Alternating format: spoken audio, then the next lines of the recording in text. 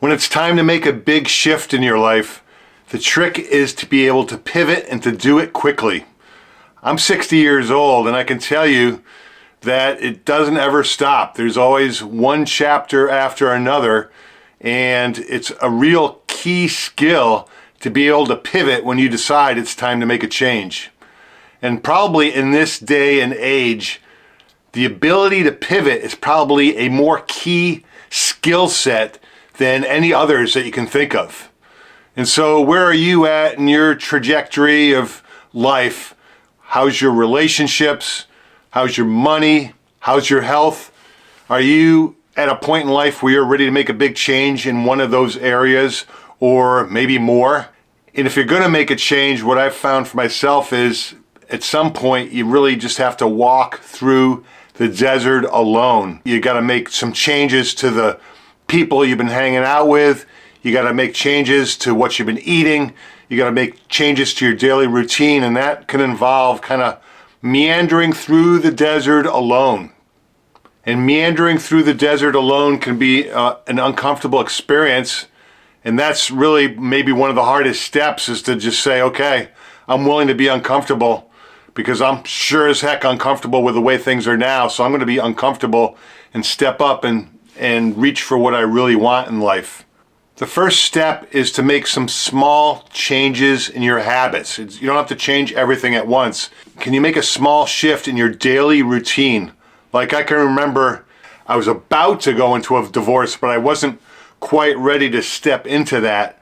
And so the change I made that was the key foundational shift, the one small habit, was I'm going to start running again. I'd gotten out of running shape, and I decided I'm going to get back into my running routine. I started running on the beach in Southern California, and it might not have been every day, but I was running at least 5 times a week. This beautiful run on this desolate stretch of beach in Carlsbad, running 5 miles. And that one small change in my daily habits was really the foundation to everything that came after that. The second step is to start telling yourself and others a different story about your life. I mean, it's one thing to tell a story about how they did this and they did that and what other people are doing, but to the extent that I can take ownership for my own life, and can you tell yourself a story about how you've now stepped into the next chapter and how you're moving forward, and can you stop telling the old story about, oh, woe is me, and I'm stuck in this routine, and there's nothing I can do, and I'm just depressed, and blah, blah, blah. Can you stop telling the old story, and can you start speaking a new story about this new chapter you're stepping into, and how you're stepping up to it, and what are the baby little steps you're taking today, and what are the baby little steps you're going to take tomorrow to change your story and to step into it. My practical step number 3 for you is to start doing some journaling. Wake up half an hour earlier in the morning and start doing 2 pages of handwritten journaling. This is something that is called morning pages. If you can wake up early and handwrite, this isn't typing into a computer, if you can handwrite, and especially if you can do it in cursive, you'd be amazed at how cathartic it is and what a deep emotional process it is to every morning, first thing, wake up and do 2 pages of handwritten journaling. And it might start out with, oh boy, I don't know what to write, so I write that down. This sure feels uncomfortable, so I write that down. This is a stupid process. I'm never going to come up with 2 pages of stuff. Just whatever shows up on your radar screen, whatever you're thinking and whatever you're feeling. I feel like crap. I've got a bloated stomach. Literally, just whatever you're feeling and thinking, just write that down in your journal. And as you do that on a daily basis, you'll start to become more adept. You'll start to become more skilled at, wow, I noticed that I'm afraid to step out of my old job. Or I notice how I just keep my mouth shut in this relationship, and how I'm not really stepping up to the big person that I know that I am. Whatever is real for you, whatever you're feeling, whatever you're thinking, just vomit it onto the page of your journals with at least 2 pages of handwriting every morning. And you'll be amazed at how powerful this journaling experience will be for you in your life. And that's my practical step number 4, is do some deep emotional work. Do some deep emotional healing. All of us. It's not just you. It's me. It's everybody. We've all got childhood drama, childhood trauma that's stored as memories in our body. Believe it or not, we all have ancestral baggage that comes down the lineage of your family from generation after generation, from generation to great-grandparents, handed it to the grandparents, and then to your parents, and to you. We've all got this trauma and this drama and this emotional stuff in our bodies. And that is the marionette master that's pulling the strings of your life.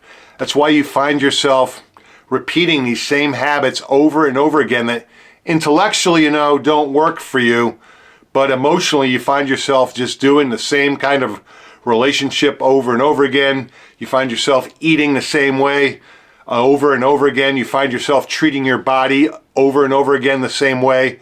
And it's these habits that are driven by the shadow self. It's the deep emotional stuff that has us keep doing the same thing over and over again. But here's the key. You're never going to think your way out of the deep emotional stuff. You're never going to do deep emotional work by thinking about it. And so what all of us need, what I need, what you need, what everybody needs, if you're ready to do some deep emotional work, is to get a qualified listener. And for a lot of us, a qualified listener might be a psychotherapist. I've got a psychotherapist that I'm working with right now.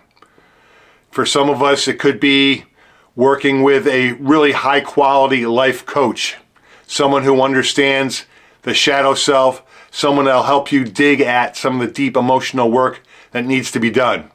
I've had great success with doing deep dive emotional workshops.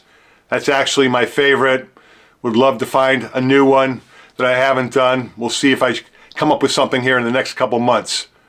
But it could be a trusted friend that's a qualified listener who really will just listen and hear what you've got to say. But find a qualified listener, and preferably someone who's a professional, who's been trained, who knows how to take you deeply into your emotional work, help you process it. And the key here is for you to feel the feelings. Like I said, you're not going to ever think your way through and out of the deep emotional work. You're not going to ever think yourself through and out of the habits that are running your life, like making you a puppet on strings. You need a safe place to go where you can be seen and heard.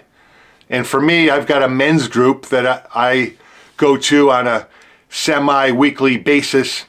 And my men's group is where I do my regular emotional work on a regular basis. Like I said, recently I've been working with a psychotherapist. That seems to be working really well for me. So find a place where you're going to be able to dive deep, identify some of this deep emotional work that's probably there from early childhood, and to dig into it and to feel it. And only when you can start feeling the feelings, that's when it happens, because you've got to feel it to heal it. And then my practical step number 5 is take action, right? Obviously. But take small steps and even do the wrong action. Jump into your passion. What is your passion project? I mean, you see me here in front of this video camera.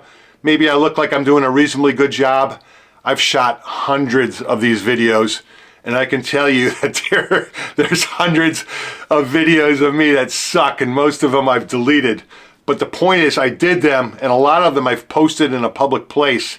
And so it's me just stepping up and taking the baby steps of, I'm going to post another video, I'm going to post another video.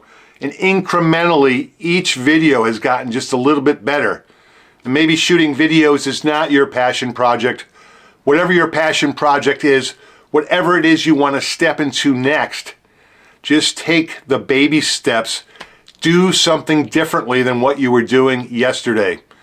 If you want something different, you got to be something different. And so if you can do all of that, if you can take those 5 steps, what that's going to do is that's going to start building your self-esteem. You're taking action.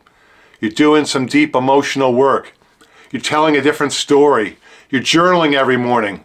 You're breaking habits by starting new small habits every day.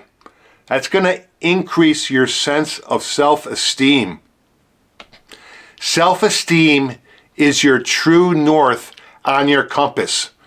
When you feel good about what you're eating, when you feel good about who you're sleeping with, when you feel good about how you're treating your body, that's your compass of true north telling you, hey, you're on the right track, keep moving forward.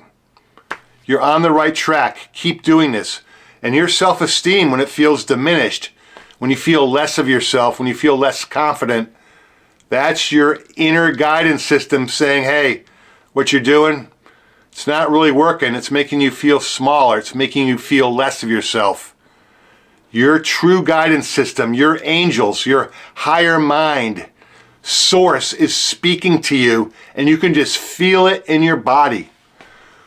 Go with whatever builds your self-esteem, even those little incremental steps. What's going to build your self-esteem today? Go with that and do that.